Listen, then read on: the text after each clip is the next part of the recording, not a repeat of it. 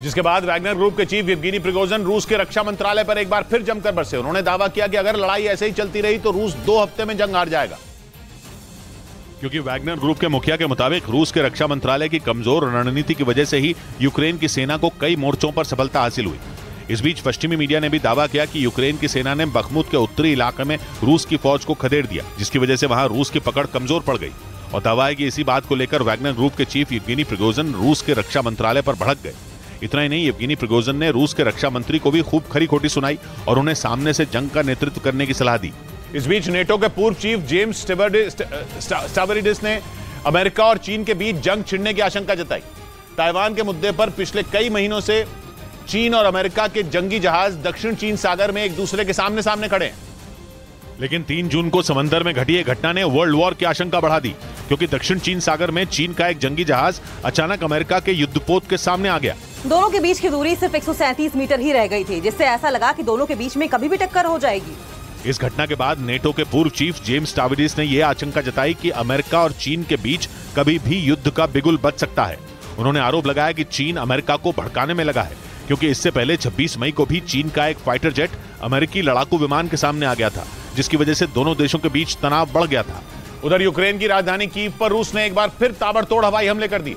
Ukraine ने दावा किया कि रूस ने एक साथ 20 से ज्यादा क्रूज मिसाइलें दागी, जिन्हें मार गिराया गया।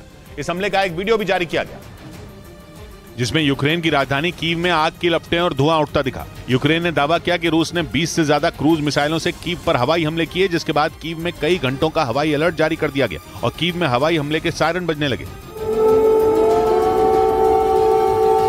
हालांकि बाद में यूक्रेन ने रूस की तरफ से किए गए सभी हवाई हमलों को नाकाम करने का दावा किया। इस बीच रूस ने यूक्रेन को मिलने वाले F-16 लड़ाकू विमान की वजह से परमाणु जंग की आशंका जताई। जेलेंस्की की मांग पर हॉलैंड समेत यूरोप के कुछ देश जल्द ही ये घातक विमान यूक्रेन को देंगे। लेकिन रूस के विदेश मंत्री सर्गेई लैवरोव ने F-16 फाइटर जेट की वजह से परमाणु युद्ध का खतरा बढ़ने की आशंका जता दी। उन्हें डर है कि अमेरिका के इस खतरनाक लड़ाकू विमान की वजह से यूक्रेन जंग की तस्वीर बदल सकती है। इसकी सबसे बड़ी वजह यह है कि F-16 को परमाणु हथियारों के साथ भी लैस किया जा सकता है, यानी कि आने वाले दिनों में रूस पर भी परमाणु हमले का खतरा मंडरा सकता है, क्योंकि रूसी सेना कई बार यूक्रेन पर परमाणु बम बरसाने की धमकी दे चुकी है। ऐसे में F-16 फाइटर जेट के जरिए जेलेंस्की के सैनिक भी पलटवार कर सकते हैं। अमेरिका और ब्रिटेन ने हाल ही में जेलेंस्की को भरोसा दिया था कि वो उनकी वायुसेना के पायलटों को F-16 लड़ाकू विमान उड़ाने की ट्रेनिंग देंगे। इधर मध्य प्रदेश में होने वाले विधानसभा चुनाव में कांग्रेस को बगावत का डर सता रहा है। इसीलिए अभी से चुनावी कमान संभाल रहे कांग्रेस नेता दिग्विजय सिंह पार्टी के कार्यकर्ताओं को वफादारी की शपथ दिलाई, जिससे पार्टी आलाकमान की तरफ से घोषित उम्मीदवार का कोई विरोध न कर सके। और कांग्रेस पार्टी 2023 में होने वाले मध्य प्रदेश के विधानसभा चुनावों में भीतरघातियों से बच सके। चुनाव तैयारियों में जुटे कांग्रेस नेता दिग्विजय सिंह राजगढ़ जिले के सारंगपुर विधानसभा क्षेत्र पहुंचे। वहां उनके सामने पार्टी के कई नेताओं ने टिकट के लिए दावेदारी जताई, जिसके बाद उन्होंने मंच पर ही सभी दावेदारों को पार्टी के प्रति वफादारी की शपथ दिलाई।